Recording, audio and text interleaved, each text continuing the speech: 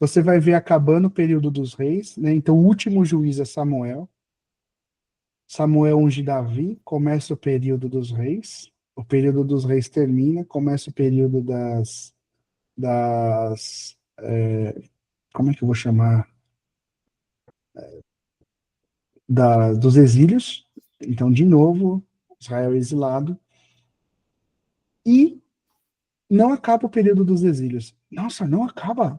Claro que não. Quando Jesus chega, quem está no comando é Roma. Je- é, O, o povo judeu está exilado em Roma. Só que Roma é assim, ó, entendam, não há reino mais inteligente do que o romano. Porque os persas mata tudo, extermina tudo. As mulheres é nossas mulheres, os caras é nossos escravos, não deixa eles fazer nada. Os deuses é os nossos deuses. O que acontece com isso? Chega uma hora que a cultura implode, que é o que aconteceu com o Egito. Moisés veio, capturou, saiu fora, a cultura implode, entendeu? Roma não. Roma falou assim: eles pagam imposto, eles têm a vidinha deles, eles nunca vão crescer, porque nós vamos sempre estar sugando o máximo. Eles acham que o imposto pode até ser injusto e tal, a gente vai estar sugando o máximo, porque eles não vão sair disso. Mas eles vão pagar o imposto, o Império Romano cresce, deixa eles com a fé deles.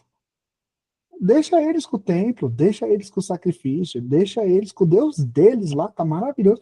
Inclusive, a gente vem ver aqui nas festas, e foi o que aconteceu, por exemplo, quando Jesus estava lá, né? Na festa da Páscoa. Deixa, maravilhoso. Eles vêm de todos os lugares do mundo, junta aqui e paga imposto. Então, assim, não houve reinado mais inteligente do que o romano. Eles usaram o povo judeu, e pior, tinha um cara chamado cobrador de imposto. Esse cara era um espião do próprio povo. Então, por exemplo, quando eles pegavam um cobrador de imposto, eles pegavam um judeu, pagava maravilhosamente bem esse judeu, e esse judeu ia cobrar o próprio povo, entendeu? Ele ia estar lá com o caderninho, você, Rogério, pagou imposto, você, Daniel, não pagou imposto. Amanhã, soldado romano cobrar casa do Daniel. Entendeu? Ele era tipo um traidor. É por isso que quando É por isso que quando Jesus está comendo com cobrador de imposto, os fariseus não aceitam, entendeu? Porque ele é um traidor do próprio povo. Ele é vendido pro sistema. Só que Jesus não tá nem aí. Ah, você é cobrador de imposto? Como é que chamava cobrador de imposto? Tem um nome para isso, eu não tô lembrando. Publicano. Publicano. Publicano, exatamente. Publicano. Publicano. Aí você vai ver. E aí você vai ver, ele era um coletor, né, de imposto. E aí você vai ver Jesus chamando Mateus, um cobrador de imposto. Só vamos. Isso que é, entendeu? Jesus chamando uma mulher tomada de um monte de espírito, expulsou os espíritos dela e falou: vamos aí. Chamando um zelote, porque assim, ó, quando Cristo cai nesse meio político, existem os judeus, existem os prosélitos, que viraram judeus, são pessoas convertidas ao judaísmo. Existe um grupo extremamente extremista, que se você for comparar com os dias de hoje, é tipo aqueles grupos extremistas do Irã, sabe? Eu não vou falar o nome aqui. Tipo os grupos extremistas, que mata todo mundo e não tá nem aí. Esses eram os zelotes. Eles eram os zelotes. O zelote, ele era assassino, cara. Tudo que contrariava a palavra de Deus, ele ia lá e arregaçava. Entendeu? E eles estavam esperando o Messias. Porque a hora que o Messias chegasse, Ele ia comandar, na visão deles, ele ia comandar o Zelote, porque os Zelotes treinavam artes de guerra, e treinavam espada, e não sei o quê. Eles iam, Jesus ia comandar os Zelotes contra Roma. Essa era a cabeça deles. Não, nós estamos preparando o exército, porque quando o Messias chegar, os Zelotes estão prontos, nós vai arregaçar tudo. E aí tem um tal de Simão Zelote. Olha só que curioso, né? O Jesus teve que chamar publicano. A Bíblia não diz, mas outras línguas dizem. Sabe aquela parada de outra pessoa disse? Outra pessoa disse. Prostitutas. Ah, ele chamou um zelote, um cara extremista. Falou pro cara, filhão, para tudo o que você está fazendo aí e me segue. Não, tá bom, vamos embora. E o que ele teve que fazer? Largar a espada. O que Mateus teve que fazer? Largar os impostos. O que a prostituta, tal prostituta, teve que fazer? Largar a prostituição. O que a mulher cheia de espíritos teve que fazer? Largar os espíritos. Entendeu?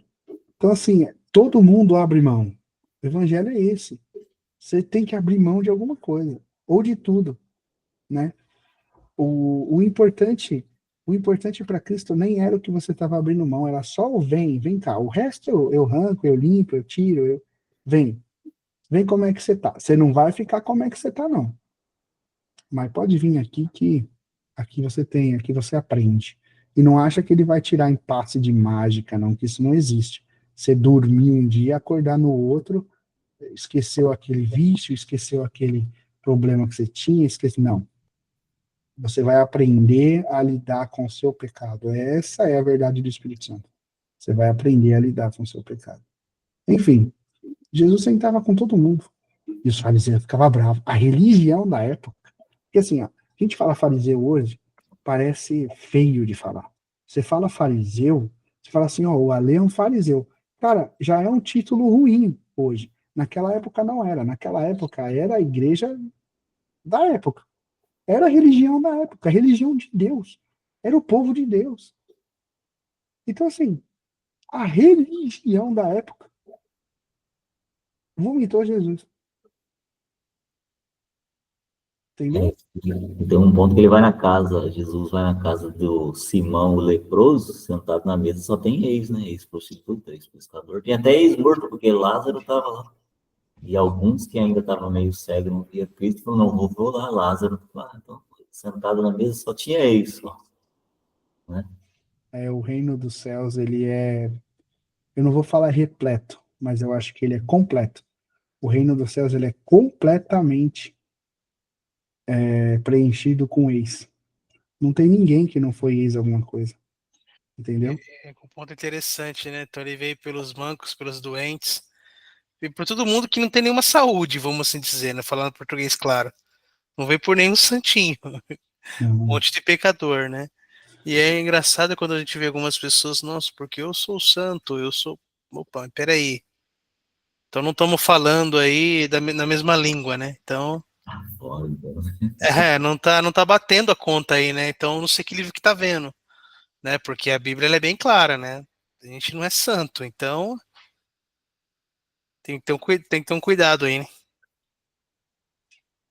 Eu gosto de, nesse caminho, pensar assim, a igreja hoje, a igreja que eu falo, pessoal, é religião. Vamos trocar a palavra para ninguém pensar que é uma instituição, né? A religião hoje em dia, ela está completamente equivocada. Mas por que a religião hoje em dia está completamente equivocada? Porque a religião hoje em dia, nós temos líderes pregando para membros. E aí, a maioria dessa pregação, uma pregação egocêntrica. O que é uma pregação egocêntrica? Uma pregação antropocêntrica. É uma pregação que tem a pessoa no centro. Que pessoa? A que está ouvindo. Então, o centro é a pessoa que está ouvindo. É os problemas dela, é as aflições dela, é o dia a dia dela, E aí começa as vitórias dela, Deus vai trabalhar para você, Deus é seu escravo, ele não é seu juiz, entendeu? Ele é seu escravo, ele trabalha para você. Eu até vi uma pregação dessa. Se você trabalhar para Deus, Deus trabalha para você. É muito louco, entendeu? É muito louco você pensar nisso. Esse não é o Deus bíblico. Esse é o Deus Satanás. Que foi as palavras dele, né? Porque ele falou assim: se você se prostrar e me adorar, se você trabalhar para mim, eu te dou tudo. Foi isso que ele falou. Se você trabalhar para mim, eu trabalho para você. Olha que legal. Esse é o evangelho do Satã, não é de Jesus Cristo. Entendeu? O de Jesus Cristo é igual o Paulo falou assim: vamos sofrer a boa batalha e já era. Ou você acha que no fim da carreira, quando ele escreve segundo a Timóteo lá, que ele fala assim, combati um bom combate. Você acha que esse combate foi só alegria, só vitória, só vitória, só vitória. Combati um bom combate, findei a carreira, guardei a fé. É isso. O que ele está falando? Sofri o que eu tinha que sofrer, beleza. Eu estava certo, eu já sabia disso, porque lá no início, quando o Espírito Santo mandou Ananias falar com Saulo, lá na casa que ele estava preso e cego, o próprio Espírito Santo falou para ele assim, porque convém, né, na pessoa do Espírito Santo, mas vamos dizer assim, Jesus falando, né? Convém que ele saiba o quanto que ele vai padecer pelo meu nome. Não é o quanto que ele vai ser feliz e alegre, que ele vai ter uma família maravilhosa, o que não vai passar prova, o quanto ele vai padecer pelo meu nome. Entendeu? Aí, e assim, o que nós somos diferente deles? O nego quer falar assim, né? O que eu sou diferente de Moisés? Porque eu vou falar, o mar tem que abrir. Por que eu sou diferente de Pedro? A minha sombra tem que curar. O que é ser diferente de Paulo, então? Levou só açoite, prisão e morte. Que felicidade que esse Paulo teve. E o melhor, né? Falar, mas que sou diferente de Paulo. Tá bom, fica na prisão lá e vai cantar. Quero ver se você não reclamar se estiver preso. Você vai cantar? Vai murmurar, né? É diferente. Você sabe que... Pode falar. Em detalhe, né? Lembrando que você falou assim, venci minha carreira, guardei a fé e tal. Isso aí precisa rever esses conceitos, porque vencer carreira, guardar a fé, não é guardar costume mundano, não. Uhum. Esse costume, que a gente sabe. Porque a religião, se você for ver, não é ruim. É boa, porque você vai num lugar, o cara fala, agora você não pode fazer isso, isso, isso, nem isso. É bom você, mas você precisa ver, né? Se aquilo é bom para Cristo, se aquilo é verdadeiro, né? É verdade. É tudo isso que a gente tem que, as pessoas têm que se atentarem para isso. E não é nem a carreira também, né, Rô? Dentro da religião, né? Não é um cargo ali que você tá. Não é carreira. É Não isso. é uma carreira profissional dentro enfim, da religião, né? Não tem nada a ver. É esse cuidado que precisa ter, que tem a confusão também, né? Na verdade, o bom combate de Paulo foi o combate a favor do evangelho. Paulo, ele não tinha religião, certo? O, o, ele fundou, sim, grupos religiosos, mas ele mesmo ficava viajando e espalhando o evangelho. Então, assim, o bom combate de Paulo quer dizer que ele não arredou o pé. Quando falaram para ele que ele ia ser preso em Roma não, quando que ele ia ser preso, ele foi. Profetizaram para ele, mas ele já sabia que ele ia ser preso. O Espírito Santo já tinha falado com ele. Ele foi. Ele foi preso, ele poderia ter um lugar que fala que ele poderia dar cartada, ele era cidadão romano, ele fica 2 anos preso, porque ele não queria dar essa cartada, ele sabia que ele tinha que sofrer aquilo ali, entendeu? Ele sabia que ali de dentro ele ia implodir a parada, dali de dentro ele ia ser o testemunho. Tem um momento que ele fala que ele atinge a guarda do rei, ele fala assim, tô com os pretorianos aqui, eu tô com os bambambam, o pessoal não conhece nem o rosto deles. Eles são a guarda real, mas eles não sabem. Eles estão presos comigo, eu não estou preso com eles. Eles estão presos comigo. E eu estou evangelizando eles, e muitos deles se converteram, galera. Eu estou preso, mas eu não estou. Eles estão presos, eu estou livre. Você quer ver um exemplo disso maravilhoso? Paulo e Silas Paulo e Silas está na cidade, e aí tem uma falsa profeta lá. Ele vai lá, repreende o espírito de adivinhação. O dono dessa falsa profeta para de ganhar dinheiro e manda prender Paulo. E Paulo e Silas vai pro cadeado. Paulo e Silas está no cadeado, e assim, a Bíblia diz que eles tinham seus pés presos em troncos. Então você imagina, o cara tá com a mão presa, tá com o pé preso. Ele tá, cara, até para sentar deve ser desconfortável. E eles foram açoitados, a Bíblia diz, muitas vezes. Cara, muitas vezes, deve ter machucado pra caramba. Então você imagina esses caras com um monte de machucado nas costas, costela tudo aparecendo, os braços presos, os pés presos em tronco, né? Já se pensa num tronco reto, assim, com os pés que você não consegue mexer. De repente, tudo escuro, começa a se ouvir um alarido lá de dentro. Quem que é? Não tem nada para fazer aqui mesmo? Vamos cantar. E aí, Paulo e Silas, naquela situação, preso, ele não está tendo uma prova espiritual. Ele está preso, açoitado, sangrando, e está cantando. Vamos cantar. Louvando a Deus. Quando, de repente, assim, ó, a minha experiência de vida diz, existe terremoto? Existe. Aqui no Brasil a gente não tem muito, mas lá no Japão, por exemplo, tem terremoto de rachar a parede mesmo. Beleza. Teve um terremoto, o chão rachou. O chão rachou, beleza? Ou seja, na minha experiência, isso é muito possível, certo? Possível o chão rachar. Chão rachar a porta da cadeia, tranquilo. Mas agora, um terremoto abrir corrente, eu nunca vi. Porque a corrente da mão deles abriu. Entendeu? Não faz nenhum sentido. Eles iam cair com o terremoto balançando, o pé preso, a mão presa e boa. Ia abrir a porta, mas eles estariam presos. Mas a Bíblia diz que rachou as correntes. E eles foram soltos, eles foram libertos. E aí a gente já pode pregar. Porque Deus vai te libertar, porque as correntes. Não. Aquele movimento ali nem foi para Paulo. Quando ele se liberta e a porta da prisão abre, o que o carcereiro faz? Precisa se matar. Na hora. Por quê? A lei é a seguinte: o carcereiro ele tem uma dívida de sangue com o rei, vamos dizer assim, romano, né? Esqueci como é que chama agora. Com César. Ele tem uma dívida de sangue com César. Qual que é a dívida de sangue dele? Olha, você é bem pago, a tua família é bem sustentada, você tem um bom suporte. O prisioneiro é sua dívida de sangue. Se o prisioneiro fugir, morre você e sua família, porque são prisioneiros importantes. Se o prisioneiro fugir, morre você e sua família, em praça pública.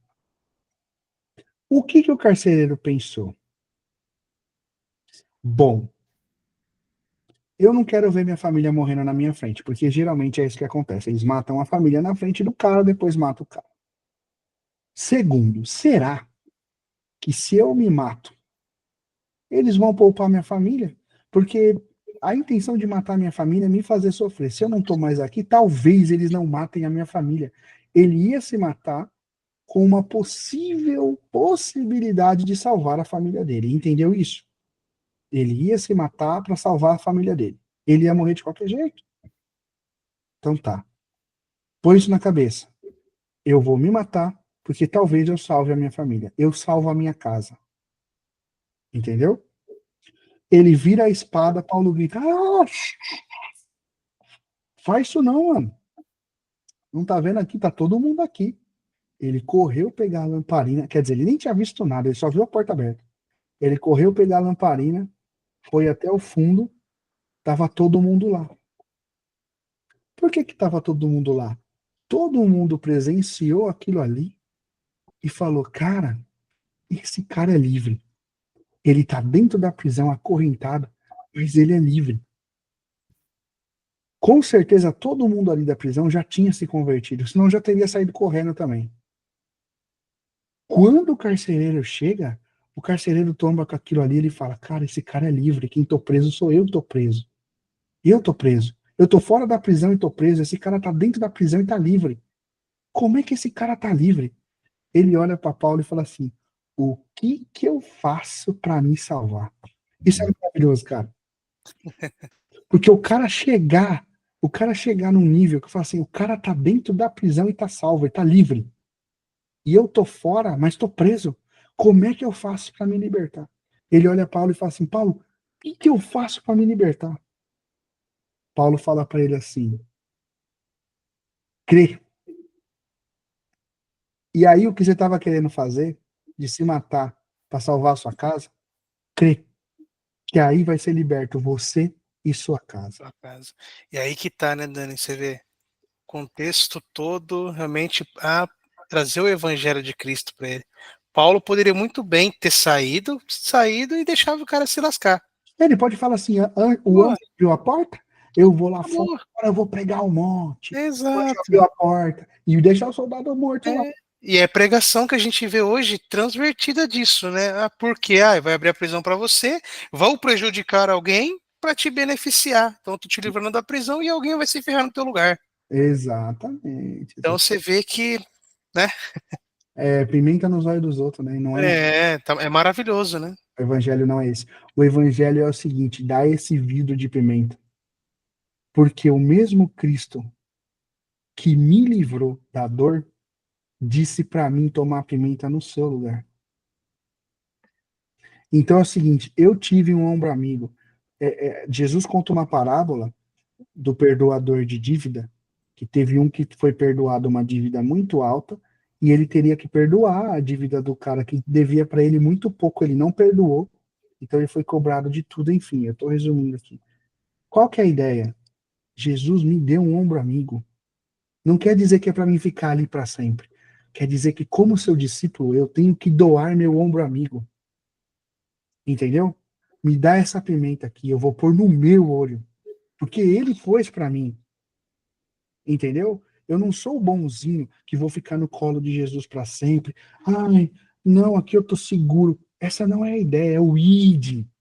Vai. A mesma coisa que eu fiz por vocês, façam um pelos outros. Entendeu? O meu fardo é leve, meu jugo é suave. Eu já tirei o peso de você. Vai carregar o de alguém. Exato. Seja um mártir, né? Exatamente. Sejam Ajuda, testemunhas. Essas dá o testemunhas. ombro para alguém. É isso. Exato. Então, Essas essa é são a as ideia. testemunhas, né? Não é eu ser o fracassado no ombro de Cristo. Ai, Senhor, tá bom, eu sou Não, pecador, eu não mereço, mas tá tudo bem, eu tenho você. E não é só a cobertura espiritual, não. É o id. Então, assim, você tem um ombro, você já teve um ombro para chorar? Dá o ombro para alguém. Essa é a ideia do evangelho. Não é você se saciar, é você exato. saciar outrem, entendeu? Faça. O próprio Jesus falou assim: ame uns aos outros como eu vos amei. Como é que Cristo amou a igreja? Morrendo, entendeu? E o id não é indo lá na pessoa, pegando um hino, um louvor antropocêntrico lá e aguçando o ego da pessoa, Não. dizendo que ela é o alecrim dourado. Não, ela tem que ser consolada e tem que ser revelada a verdade do evangelho. Indo lá, sabendo que ela está em pecado, está fazendo coisa errada, está culpando Deus da ação que ela tomou errada. Aí vai lá um cidadão, Achar pega que Deus lá. vai levantar do É, trono para agir vai, a seu favor. vai o din din dom dom dom, fala qualquer coisa lá para aguçar mais o ego. Cara, não vai ter realidade das escrituras nunca. Não, O evangelho nunca vai chegar ali. isso não é. E assim, o que eu estou falando de tomar a dor do outro, por quê? Porque existe a ajuda verdadeira, que é aquela que eu vou sentar com você, meu amigo, e falar, Lê, manda bala, o que está acontecendo aí? Que é o que sempre acontece quando a gente está junto. A gente conversa e todo mundo sai mais leve. Porque não há julgamento, porque não há crítica, porque só há o amigo ali falando assim, o que, que você precisa? Eu preciso do ouvido, cara, só isso. Beleza. Entendeu? Eu não preciso de um crítico, eu não preciso de um cara que vai me falar a verdade, eu não preciso do cara que vai jogar na minha cara. Eu preciso do ouvido. Beleza, é isso. Entendeu? E às vezes existem pessoas ao nosso alcance ao alcance de um cristão que só precisa de um ouvido. Então você encosta ali, manda bala. O que você precisa? Essa é uma atitude cristã. Agora, você achar que você olha aqui em dourado, que você vai deitar no colo de Cristo igual o João, né? O apóstolo amado. Então então é complicado, né, cara? Só que assim, é lógico que eu fiz uma jocarrice de um tempo bem específico, porque depois João é o único que fica no pé da cruz, é o último a falecer, enfim, é o que tem a revelação. Esse cara, ele se doou, mas naquela época ele era o queridinho, né? E você imagina Cristo olhando e falando assim, Deus, eu não sei, tem um publicano, um zelote, os filhos do trovão, que os caras são esquentados pra caramba, tem o que pede à direita, o que pede à esquerda. Será que vai valer a pena ver isso aqui? Aí, entendeu? Aí, mas depois todos eles, igual Paulo, eles entenderam o que eles haviam de padecer pelo evangelho. Infelizmente teve um, né, que acompanhou, viu tudo, mas o traiu, né? E É, teve a oportunidade de se arrepender, né? Mas o remorso tomou o remorso que ele sentiu foi muito maior do que aquilo que ele viveu, né? Então, a história de Judas, ela denota muito assim, ele teve um arrependimento sincero, ele joga as moedas, ele não quer saber mais, só que ao invés dele correr pros braços do Senhor, me perdoa, ele achou que não tinha mais perdão. E esse é o problema do ser humano, não confiar na cruz de Cristo. Ele não confiou na cruz. Ele falou assim, o que eu fiz, a cruz não paga. É isso que ele falou. Por isso que ele se matou. O que eu fiz não tem paga, nem a cruz paga. Onde, na verdade, pagaria, né? Mas ele não pagou para ver. é o que a gente vê hoje, né? Muitas instituições, ela culpa por um pecado e traz um fardo tão grande para uma pessoa que aquilo leva para o resto da vida, porque ela não entendeu o que é cruz, né? Ela não entendeu o que é Cristo. Sim. Ela Então, não entendeu que não existe pecadinho, pecadão, é que tudo é pecado, exatamente. né? E aí eles começam a inventar que o pecado consumado gera morte. Gente, o pecado, se você morrer nele, você tá morto mesmo. É isso que é o pecado consumado. Agora, se você morrer em Cristo, independente do pecado que você cometeu, não tô aqui fazendo apologia ao pecado, entende? Porque o cristão, ele peca por... o pecado é quase um deslize para o cristão. Não peca por vontade, muito pelo contrário, ele se nega, ele fala assim, cara, eu não quero ser essa pessoa que eu sou. Eu sou indignado comigo mesmo, É entendeu? verdade. Porque por causa do que eu faço, Cristo teve que morrer. Então, assim, o cristão de verdade, ele peca por deslize, por um pensamento que ele não consegue controlar e acaba saindo dos trilhos, por uma raiva uma ira que ele não consegue controlar e acaba saindo dos trilhos, mentir, beber assim desenfreadamente, comer desenfreadamente. Então, assim, tudo isso é pecado tanto quanto a fornicação ou adultério. Mentir, pior ainda, né? E não é fraqueza, é pecado. É Ah, porque é fraqueza. Não, fraqueza, essa palavra não se encaixa. Fraqueza, fraqueza acontece muito quando a gente jejua. Se você jejuar 2 semanas, Você cara, fica você fraco, você vai não ficar. come, né? Seu corpo tá faltando ali alimento. Isso para mim, a fraqueza é isso, né? Quando você perde a tua condição física. Exatamente. E Agora, fraqueza espiritual? Fraqueza espiritual você tá quando você não conhece Cristo. é, enfim, né? Seu poder tá menor, então eles estão um pouco Ex- fraco ali.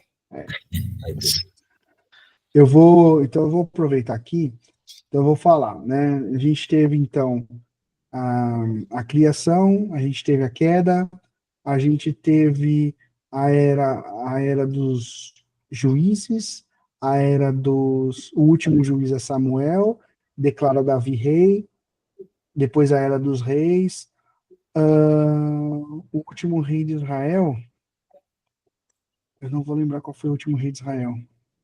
Eu sei que junto com os reis tinham os profetas, porque os profetas iam endireitando o povo. E aí, com os profetas e o reinado veio os salmos, que são escritos por várias pessoas, a maioria é Davi, né? Mas eu acho que tem 90 salmos que é Davi, e o resto tem salmos de Moisés, inclusive, para vocês terem ideia. E aí, quando chega o Messias, Israel já está. É verdade. Israel é sitiado, né? Então, eles são sitiados por outros povos. Quando Jesus chega, eles estão sitiados, né? As profecias dos profetas profetizavam Cristo. Tudo no Velho Testamento aponta para uma verdade, chama Jesus Cristo. Isaías, Jeremias, todos eles já vinham anunciando, né? Todos. Existem alguns que são mais messiânicos, porque existem alguns que apontam muito fortemente para Jesus Cristo, como, por exemplo, Isaías, que é um livro extremamente messiânico, e existem alguns que apontam menos, tá? Mas o último profeta, que é o profeta Malaquias, que é o último livro antes da página em branco,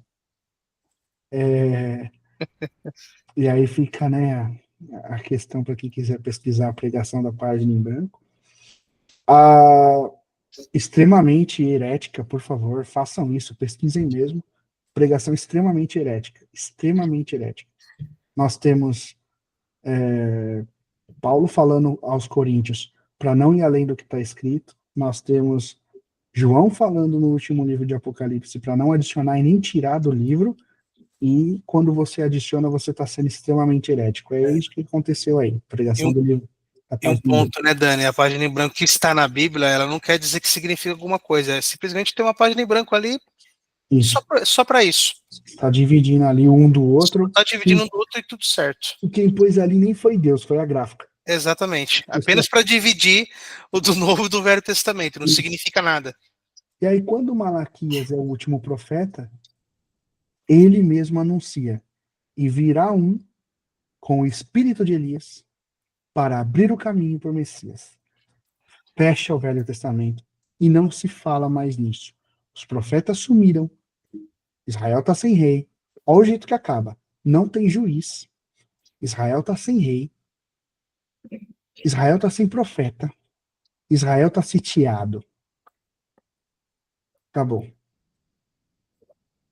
Há um apagão de 400 anos de Malaquias até que aquela manjedoura vê aquela estrela da manhã.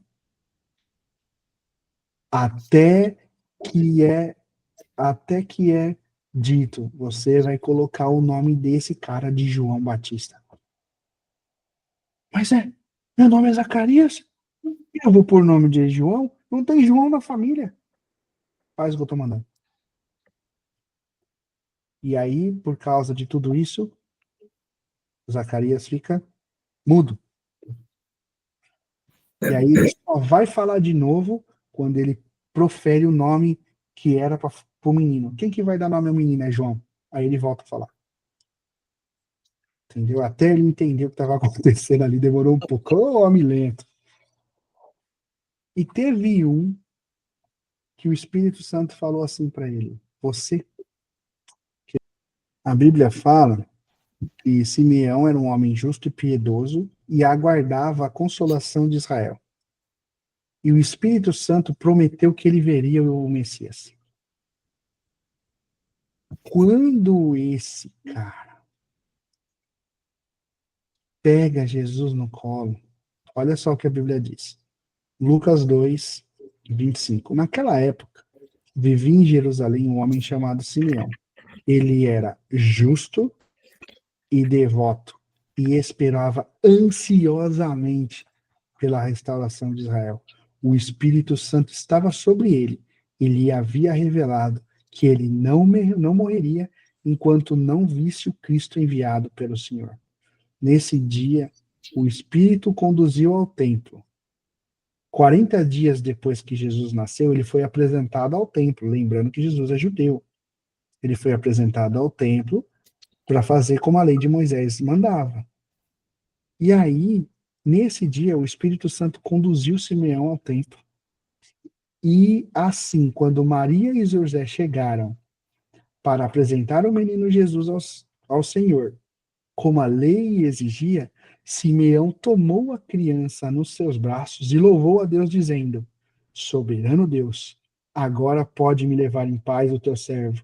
Como prometeste, eu vi a tua salvação, que preparaste para todos os povos. Ele é a luz da revelação às nações e a glória do teu povo Israel. Os pais de Jesus ficaram admirados com o que ele dizia a respeito dele. Então Simeão os abençoou e disse: Maria, mãe do bebê, esse menino está destinado a provocar a queda de muitos em Israel, mas também a ascensão de tantos outros. Foi enviado como sinal de Deus, mas muitos resistirão a ele.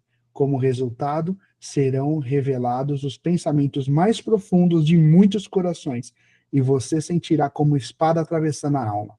Foi ele que falou para Maria que ela sentiria como uma espada atravessando a alma. Mas olha que interessante. Ele fala para Jesus: muitos resistirão a ele. Entendeu? E ele revela os pensamentos mais profundos do teu coração. Então é o seguinte, se o pensamento mais profundo do teu coração é você buscando coisa para você mesmo, ele vai ser uma pedra de tropeço. Mas se você tiver no profundo do teu coração, Senhor, eu não sei de nada, é a teologia de Chicó, né? Eu não sei de nada, só sei que é assim. Eu quero Jesus. Se eu tiver que ser amassado, se eu tiver que ser ignorado, se eu tiver que ser explodido, se tiver que um tanque passar por cima de mim, não importa. Eu quero o Senhor, não o Senhor dos milagres. Eu quero o Senhor. Quero passar meus dias com você aqui na terra. É isso. Agora, se o profundo do teu coração for as bênçãos que Deus pode te dar, o colo que Ele pode te dar, o seu profundo do teu coração tá manchado. Se for guardar as bênçãos como chuva, aí fica complicado. Exatamente. Então, assim, para você ver, todas as profecias elas eram para Jesus, algumas eram para Israel, mas muito específico da época.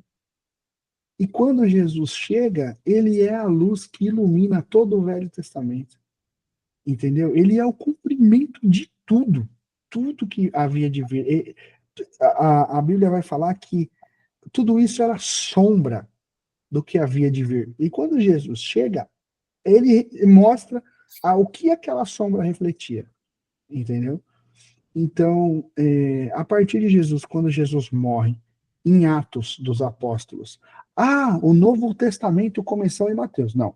O Evangelho começou a ser pregado a partir de Jesus Cristo, mas o Novo Testamento só acontece quando o testador morre, certo? Então a gente vai ter a igreja nascendo em Atos dos Apóstolos, é feita uma nova aliança, e o símbolo dessa aliança é a descida do Espírito Santo. Ali há muita confusão, não vou entrar nisso agora, há muita confusão de coisas acontecendo, porque quando Lucas escreve Atos, foi ele que escreveu Atos, quando Lucas escreve Atos dos Apóstolos, ele já tinha andado com Paulo. Atos dos Apóstolos é escrito depois das cartas de Paulo, então ele já sabia o que Paulo achava dos dons, e em nenhum lugar de Atos ele colocou dom. Ele poderia ter colocado dom, ele não pôs. É que seria carisma, não tem. Então ele já sabia o que Paulo tinha falado dos dons em Coríntios, ele já sabia tudo o que Paulo tinha escrevido lá. Ele sabia a opinião de Paulo sobre os dons, mas em nenhum lugar ele colocou carisma, ele não colocou dom, ele só falou que o Espírito Santo foi entregue, as pessoas foram cheias, e quem ouvia, ouvia na sua própria língua. Entendeu? Não tem dom, não tem pulação. E outra, para quem diz que orar é de joelho, aqui está a prova. Eles estavam sentados no templo e receberam o Espírito Santo de Deus. Eles receberam o Espírito Santo de Deus sentado. Tá? Eles oravam sentado. O maior ato da igreja de Jesus Cristo, Atos 2, é o maior ato da igreja, é o início de tudo. E eles estavam orando sentados. Ali é a nova aliança. Ali começa a nova aliança. E da nova aliança para frente a gente aguarda o retorno. Basicamente é isso. E agora a gente tem uma forma de ser santificado, justificado. Não é santo e não é justo. Esse ado no final depende de um justificador e depende de um santificador, que é Cristo e sua cruz. Alguém que Você, qualifica, né? Te dá essas qualificações, né? isso. Não tem como você ser santo e nem justo, né? O que você pode ser é justificado e santificado. É aquele negócio, você está no júri, o juiz está para bater o martelo e vai falar assim, ó, você está preso em nome da lei porque você cometeu um homicídio. Jesus levanta a mão e fala assim, cobra de mim. É por isso que você é justo. Você não é justo, você é justificado, porque alguém pagou. E o santo? O santo é o seguinte, é você de mãozinha dada com o Espírito Santo todo dia combatendo você mesmo. Todo santo dia. Você tem que negar você mesmo e pregar essa cruz pesada de não vou fazer o que eu estou querendo, mas vou fazer o que o Espírito Santo faria. O que Jesus faria nessa situação? Será que ele gritaria com a esposa? Será que ele xingaria o amigo? Ou será que ele tomaria outra decisão? Entendeu? Então, essa é a cruz diária, esse é o processo de santificação. E como é que a gente vai chegar no final? Santo? Não, a gente vai chegar pecador, a gente morre pecador, a gente é salvo pecador. A gente só perde a característica de pecador quando a gente sair do corpo do pecado. Fora isso, pecador. E se eu morrer e voltar? Pecador. E aquelas coisas que a gente sabe, né, das pessoas que morrem 5, 6, 7 vezes? Pecador. Ah, a terra não pôde com ele. Mentira, não tem isso na Bíblia. Ah, cheirava tão bem que Deus veio e recolheu. Mentira, não tem isso na Bíblia. Tá? É. Então isso daí é tudo além do que está escrito. E é estranho, desculpa a minha. A palavra que eu vou usar, cheirar bem, também não vai cheirar, porque morreu, não tá cheirando bem já. É uma rosa desala seu perfume. Não tem isso, né? Ninguém fica para semente, né? Então. E a revelação foi dada a João. E aqui também que se há muita confusão, né? Porque muita coisa Jesus revelou a João. Muitas delas não escreveu. E é aqui que a confusão que o pessoal acha que Deus não, que ele não escreveu é o que a galera acha e sai colocando coisa, né? Acrescentando coisas às escrituras, né? Sim, é o adicionar, né? Exato. É isso aí, pessoal. Finalizamos mais um assunto aqui. Curta, comenta, compartilhe e bora para o próximo vídeo. Fica com Deus. Um abraço.